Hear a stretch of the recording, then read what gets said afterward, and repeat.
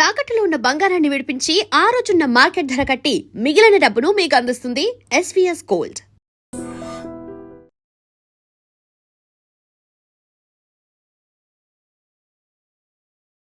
నమస్తే, welcome to I dream. నేను వలి. నటి అశురెడ్డి కేసు వివాదమైంది. 2018 నుంచి ధర్మేంద్ర అనే వ్యక్తితో పరిచయం పెంచుకుని నిన్ను పెళ్లి చేసుకుంటానని చెప్పి నమ్మించి దాదాపు 9,35,00,000 రూపాయలు తీసుకుంది. మొత్తం కూడా ఆస్తులు, కార్లు ఇవన్నీ కొనుగోలు చేసి తన పేరిట రిజిస్ట్రేషన్ చేసుకుంది. ఇది ఆ ధర్మేంద్ర తండ్రి సిసిఎస్లో కేసు పెట్టినటువంటి పరిస్థితి ఉంది. దీని గురించి మనం మాట్లాడదాం. ప్రస్తుతం నాతో పాటు స్టూడియోలో ఉన్నారు అనలిస్ట్ కృష్ణకుమారి గారు. మేడంతో మాట్లాడదాం. నమస్తే మేడం. నమస్తే మేడం, నటి అశురెడ్డి వివాదం మీరు కూడా చూస్తుంటారు, పొద్దు నుంచి అన్ని ఛానల్స్లో కూడా వస్తుంది. కోట్లు మేడం, దాదాపు 10 కోట్ల రూపాయలు. అసలు ఏం జరిగిందంటారు? జరగడం ఏమీ లేదు. ఇదొక మోసం, ఆర్థిక నేరము, మోసము, కుట్ర ఇవన్నీ కలగలిపి పెట్టుంటారు అక్కడ కేసు. చూద్దాం ఏమవుతుందో అని వీళ్ళకు ఉంది. ఎట్లయినా మేము డబ్బులు తీసుకోగలము, మేము ఇచ్చింది వైట్ ట్రాన్సాక్షన్ అనే నమ్మకం వాళ్ళకు ఉంది. ఈలోపు ఏదో ఒక లాబీ జరగకపోద్దా? ఏం చేస్తారంట మహా అయితే అన్న లెవెల్లో వాళ్ళు ఉన్నారు. చాలా సింపుల్గా ఆవిడ ఒక నిన్న వీడియో ఒకటి రిలీజ్ చేసింది కదా, ఏవేవో వార్తలు రాస్తున్నారు నా గురించి. అసలు మీకు ఎవరు చెప్పారు ఇవన్నీ? ఎందుకు మీ ఇష్టారీతిని మాట్లాడేస్తే సరిపోద్దా? ఎవరు మాట్లాడబోకండి, జాగ్రత్త, షటప్ అన్నట్టు పెట్టింది. యాక్షన్ తీసుకుంటాము, షటప్ అని పెట్టింది.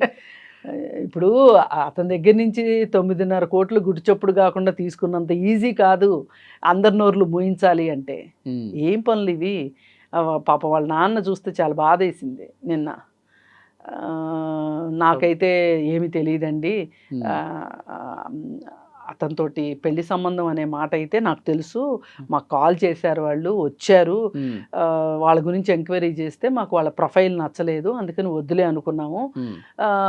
కానీ వీళ్ళు ఇలా మాట్లాడుకుని ఇలా పరిచయం పెంచుకుని ఇట్లా డబ్బులు లావాదేవీలు చేసుకుంటున్నారనే సంగతి నాకు తెలియదు, ఎందుకంటే నేను వాళ్ళతోటి ఉండను, నేను తీసుకోలేదు. ఇవన్నీ తెలిసింది మటుకు వాళ్ళ అమ్మకే తెలుసు. అశు అమాయకురాలు, అశుకేం తెలియదు అని ఒక తండ్రిగా ఆయన ఆ భార్య వల్ల ఈ పిల్లలు ఇలా అయిపోయారు. చక్కగా చదువుకుని మంచి ఉద్యోగాలు చేసుకుంటా ప్రొఫెషనల్స్గా అవ్వాల్సిన ఆడపిల్లలు ఇలా ఈ ఫ్యాషన్ వరల్డ్కి అలవాటు పడిపోయి ఈ తల్లే ఇలాంటి కార్యక్రమాలు చేసింది, ఈ సినిమా పిచ్చి ఇదంతా ఎక్కిచ్చింది పిల్లలకి అనే ఒక బాధ ఆ తండ్రి గొంతులో ధ్వనించింది.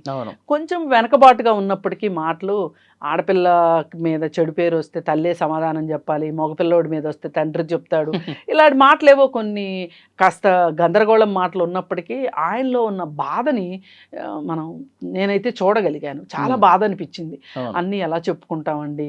ఆమె బిగ్ బాస్ లోకి వెళ్ళిన దగ్గర నుంచి కూడా అసలు పూర్తిగా బిగ్ బాస్కి వెళ్ళక ముందు మా ఆవిడతో మాట్లాడుతుండేదాన్ని. బిగ్ బాస్కి వెళ్ళిన దగ్గర నుంచి మా ఆవిడతో నాకు అసలు సంబంధాలే లేవు, ఆవిడ మా దగ్గర ఉండదు. సరే ఎక్కడన్నా ఉన్నాయి, ఆడపిల్లల దగ్గర తల్లి ఉంటే మంచిది కదా అని చెప్పి అనుకున్నాము. నేనే అప్పుడప్పుడు వెళ్తుంటాను, వెళ్ళినా నాకేమన్నా పనులున్నా నేను లాడ్జిలో అది ఉండి నేను చూసుకుంటాను తప్పితే వాళ్ళు ఉన్న చోటకు కూడా నేను వెళ్ళను అని ఆ పాప ఆయన చెప్తూ ఉంటే ఇండస్ట్రీ వాతావరణం అసలు నాకు నచ్చదు. అసలు నాకు సరిపడే విషయాలు కాదు. బిగ్ బాస్, ఇండస్ట్రీ, ఫ్యాషన్ వాళ్ళు ఎంతకీ చక్కగా తెలివైన పిల్లలు, బాగా చదువుకున్నారు, క్యాంపస్ సెలక్షన్స్లో ఉద్యోగాలు వచ్చినాయి, ఎంఎస్లు చేశారు, వాళ్ళ భవిష్యత్తు బాగుంటుంది అనుకున్నాను. పైగా ఇప్పుడు ఈ ధర్మేంద్ర కుటుంబం గురించి ఆయన ఎంక్వైరీ చేసి కూడా వాళ్ళు కాల్మనీ కేసు ఉందంట వాళ్ళపైన, ఇతనికి పెళ్ళి అయిందంట, ఇతను విడాకులు తీసుకోబోతున్న కోర్టులో కేసు నడుస్తుందంట, ఇవన్నీ తెలిసి వద్దనుకున్నాము అన్నాడు. అదే ఇంకొక అతను అనుకోండి, వీళ్ళ దగ్గర డబ్బులు బాగానే ఉన్నాయి, పర్వాలేదు, ఎలా అయితే ఏమైందిలే అనుకునేవాళ్ళు. కానీ ఆయన ఆ అబ్బాయికి పెళ్ళయింది, విడాకులు అనేసరికి అతను నా కూతురికి ఏం కష్టాలు ఉంటాయో అని ఒక తండ్రిగా బాగానే ఆలోచించి సంబంధం వద్దనుకున్నాడు. కానీ వీళ్ళు మటుకు బంగారు బాత్ దొరికింది ఇంతే చాలన్నట్లు వీళ్ళు బాగా, వీళ్ళ ట్రాక్ రికార్డ్ బాగాలేకపోయినా కంటిన్యూ చేశారంటే డబ్బు ఆశే. క్లారిటీ క్లియర్గా తెలిసిపోతుంది ఇక్కడ. మీకు రెండో డౌటే అక్కర్లేదు, ఆ అబ్బాయి దగ్గర డబ్బులు ఉన్నాయి. ఫస్ట్ ఒక 70 లక్షలు తీసుకున్నారు, నేనేదో ఆ చదువుకి వాటికి అప్పులేనివి అని చెప్పి కట్టడానికి అని చెప్పి తీసుకున్నారు. తీసుకొని ఆ 70 లక్షలు తీసుకున్నాక పెళ్లి చేసుకోను అనడం మొదలెడితే అతను ఆ 70 లక్షలు నాకు ఇచ్చేయమనంటే అదేదో హేమ కూడా మధ్యవర్తిత్వం చేసిందన్నారు. ఏదో మొత్తానికి ఆ 70 లక్షలు కూడా ఇవ్వాల. మళ్ళీ తర్వాత ఎలాగో వీళ్ళు ప్యాచప్ అయ్యారు. ప్యాచప్ అయ్యి మళ్ళీ కలిసి తిరగడం మొదలెట్టారు. అతను డబ్బులు ఇస్తున్నాడు, ఈవిడ ఇక్కడ ఇప్పుడు బహుశా నేను అనుకోవటం ఇద్దరి పేరుతోనూ వెళ్ళా తీసుకోమని అని అతను డబ్బులు పంపించుంటాడు. ఈమె తన పేరుతో తీసుకుందంట. కారు కూడా అతను పంపించిన డబ్బులతోటే తన కారు కొనుక్కుందంట, నగలు కొనుక్కుందంట. సరే ఏది ఏమైనా డబ్బులు ఇవ్వాల్సిన మాట వాస్తవం. ఇప్పుడు ఈమె ఆయన్ని పెళ్లి చేసుకుంటే ఏ గొడవ లేదు. మళ్ళీ పైగా అతను ఈమె పెళ్లి చేసుకోదు అనే వాతావరణం వచ్చేసింది, అతనికి అర్థమైపోయింది. అర్థమైనమ్మటే డబ్బులు ఇచ్చేయమని అడుగుతుంటే నేను చచ్చిపోతాను అని 2 సార్లు సూసైడ్ అటెంప్ట్ చేసింది అని చెప్పి చెప్తున్నారు. అది ఎంతవరకు వాస్తవం? నేను నీ పేరు రాసి చచ్చిపోతాను అని కూడా బెదిరించిందంట. అవన్నీ కూడా వాళ్ళు కంప్లైంట్లో రాశారు.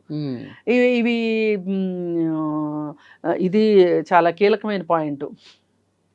చచ్చిపోతాను అని బెదిరించడం చూసారా, అది చాలా బ్లాక్మెయిలింగ్ కిందకు వస్తుంది. అదొకటి. డబ్బులు వైట్ ట్రాన్సాక్షన్, ఇవన్నీ వీళ్ళు ఖచ్చితంగా సమాధానం చెప్పుకోవాల్సి వస్తారు. అంటే వీళ్ళు ఏమనుకున్నారంటే ఏరా అంత అమాయకుడుగా డబ్బులు ఎలా ఇచ్చేవరా అని అంటారు, ఆ ఉద్దేశంతో అతను ఎవరికి చెప్పుకోలే అని వీళ్ళు అనుకున్నారు. అందుకని వీళ్ళు అంత సీరియస్గా తీసుకోవాలి అతన్ని. కానీ కథ అడ్డం తిరిగింది. ఇప్పుడు ఎప్పుడైతే వీళ్ళు మేము నేను పెళ్లి చేసుకోనని ఈ అమ్మాయి కరాఖండిగా చెప్తుందో, డబ్బుల గురించి అడిగినప్పుడు చచ్చిపోతానని అలా ఎప్పుడైతే బెదిరిస్తుందో, ఇక అతనికి కూడా ఆశపోయింది ఈ అమ్మాయి మీద. పైగా ఈ అమ్మాయికి ఇంకెవరో కొత్త బాయ్ ఫ్రెండ్ కూడా ఉన్నాడంట. ఇవన్నీ చూసి ఇక అతను అడిగాడు. ఇక ఇలా కాదులే అని చెప్పి కేసు పెట్టారు. ఇప్పుడు ఎఫ్ఐఆర్ అయింది. దాంట్లో క్లియర్ కట్గా డబ్బులు ఎప్పుడెప్పుడు ఎలా ఇచ్చింది, ఏ బ్యాంకుకి ట్రాన్స్ఫర్ చేసింది అన్నీ ఉన్నాయి. మరి వీళ్ళు ఖచ్చితంగా ఇప్పుడు ఈమె తీసుకుంటమే కాకుండా వీళ్ళ అక్క కూడా ఒక 50 లక్షలు తీసుకుందంట. కానీ అసలు ఎలా నమ్ముతారు మేడం? అంటే నేను ప్రేమిస్తున్నాను, పెళ్లి చేసుకుంటాను, నువ్వే నాకు కావాలి అంటే కోట్లు, లక్షలు కూడా కాదు, కోట్ల రూపాయలు అసలు ఎలా ఇచ్చారో అర్థం కావట్లా. ఏదైనానండి, వాళ్ళు ఇచ్చారు, వీళ్ళు తీసుకున్నారు. వీళ్ళిద్దరి మధ్యలో ఒకళ్ళకి ఒకళ్ళనొకళ్ళు నమ్మారని అనుకుందాం. మొదట ఈమె కూడా నమ్మే ఉండొచ్చు, అంటే నిజాయితీగానే ఉండొచ్చు. తర్వాత ఏదో ఒక రీజన్స్, ఏది ఏమైనా మోసం చేయడం తప్పు. ఇప్పుడు ఒక క్యారెక్టర్ అంటే దొంగతనం చేయడం, రెండో వాళ్ళది లాక్కోవటం, మాయ చేసో, మోసం చేసో, మాయ మాటలు చెప్పో, ఇవి లేని వాళ్ళు క్యారెక్టర్ లేని మనుషులు లెక్క అయితే. కానీ మనం ఏమనుకుంటామంటే జనరల్గా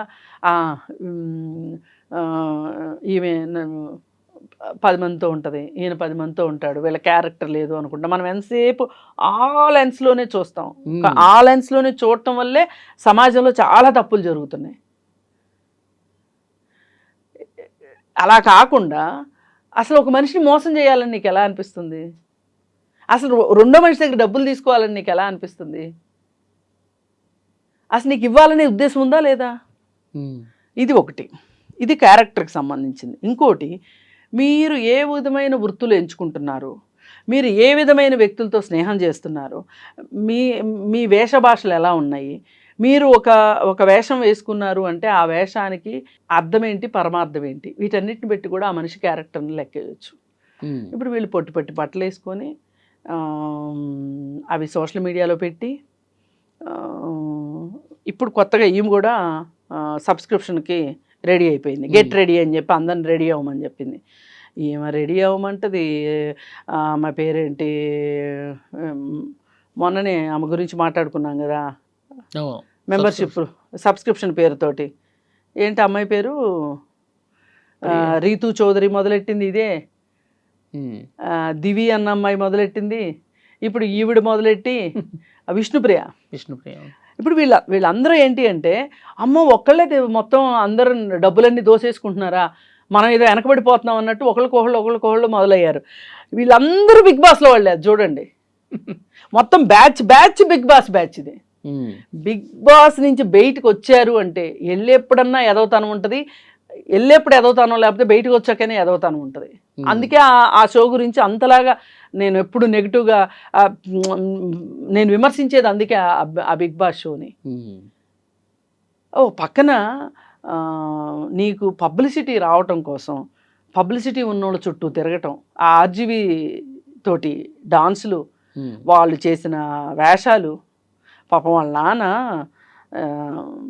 బిగ్ బాసు ఈ సినిమాలు ఇవి మాకు ఇష్టం లేదు అని అన్నాడు. కానీ పాపం ఆర్జీవితో వేసిన డాన్స్ గురించి చూస్తే ఏ తండ్రికైనా, అలాంటి మధ్యతరగతి తండ్రికి అయితే మటుకు చాలా బాధకు గురవుతాడుగా, చాలా బాధకి గురవుతారు.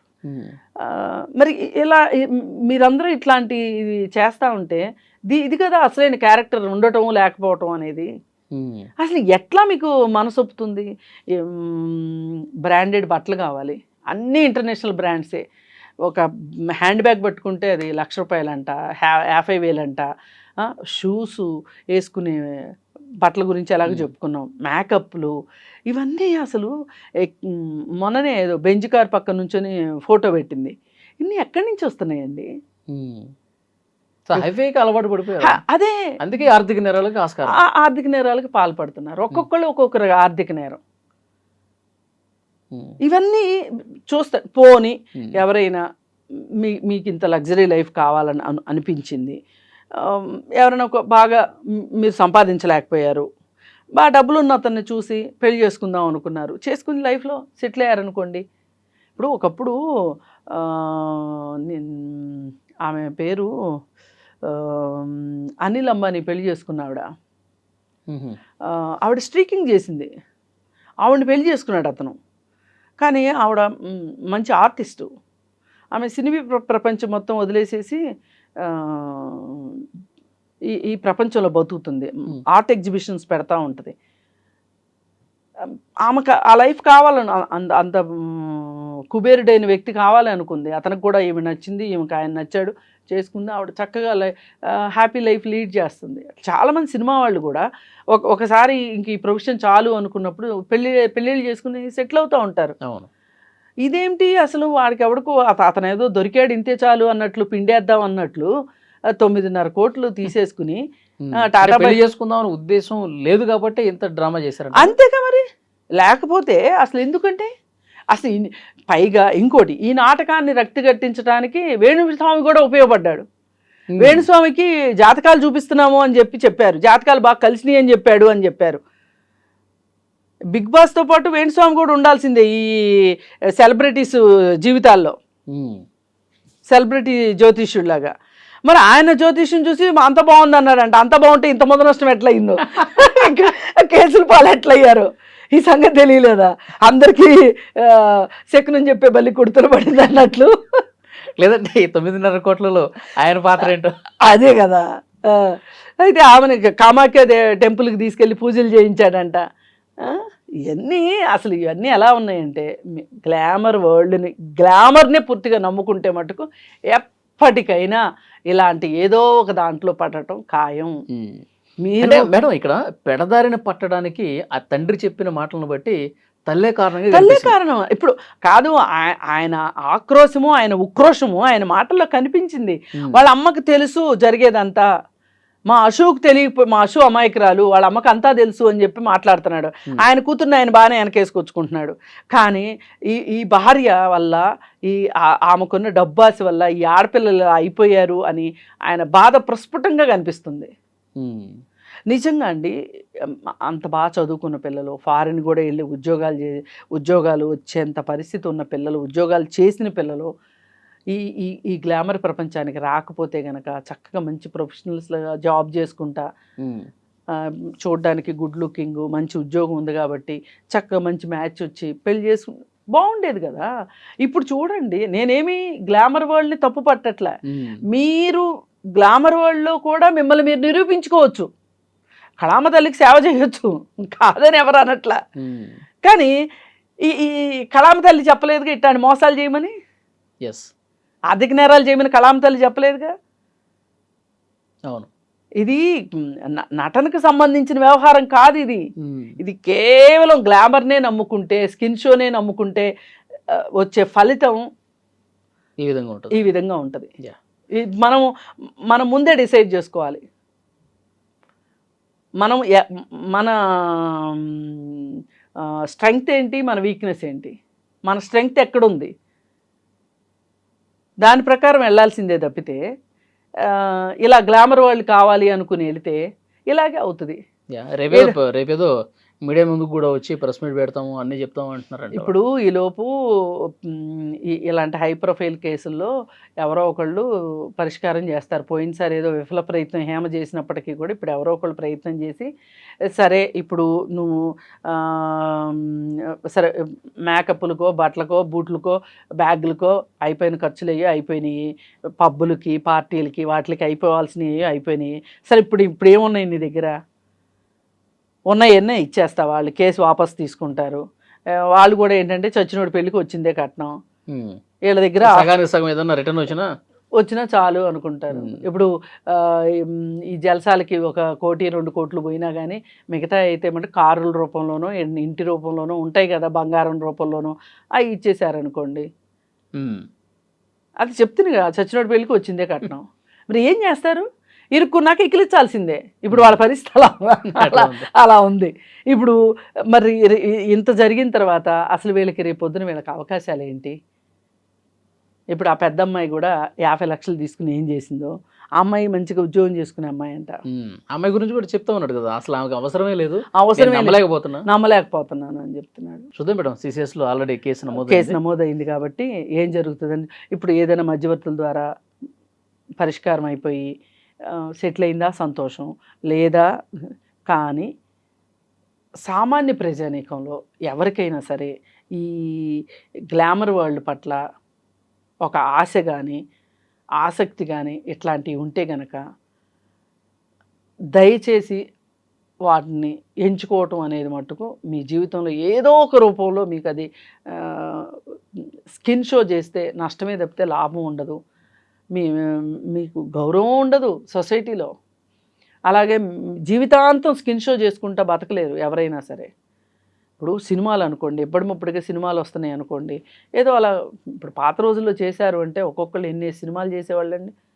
150 సినిమాలు 200 సినిమాలు చేసిన లేడీ ఆర్టిస్టులు ఉన్నారు. ఇప్పుడంటే వాళ్ళ కాలం తగ్గిపోయింది కానీ నిడివి తగ్గిపోయింది కానీ మరి అలాంటప్పుడు ఏమనుకుంటున్నారు, వీళ్ళు దీపం ఉండగానే ఇల్లు చక్కబెట్టుకోవాలి అని అనుకుంటున్నారు. అందుకే ఇట్లాంటి పాటలు. అందుకని ఇవి మామూలు ప్రజలకు పనికొచ్చేవి కాదు. ఇప్పుడు ఈ వీళ్ళని చూసే ఈ రీల్స్ షార్ట్స్ వీటిల్లో ఈ సబ్స్క్రిప్షన్స్ ఈ ఆడపిల్లలు మధ్యతరగతి వాళ్ళు కావచ్చు, దిగువ మధ్యతరగతి వాళ్ళు కావచ్చు, వీళ్ళు వేసి కాస్త మేకప్లు వేసుకొని ఏదో ఒకటి రీల్ తీసి పెట్టడం, ఈ రీల్స్ పిచ్చి ఇవన్నీ కూడా వీళ్ళని చూసి వీళ్ళు నేర్చుకుంటున్నారు. అందుకని ఇది కాదు, మంచిగా చదువుకోవాలి. లేదు చదువు రాకపోతే కాయ కష్టం చేసుకునైనా బతకాల్సిందే తప్పితే ఇలాంటివి కరెక్ట్ కాదు అని తెలుసుకోవాలి. ఇట్లాంటి వాళ్ళని చూసైనా సరే బుద్ధి తెచ్చుకోవాలని కోరుకుంటున్నాను. Thank you very much. Thank you.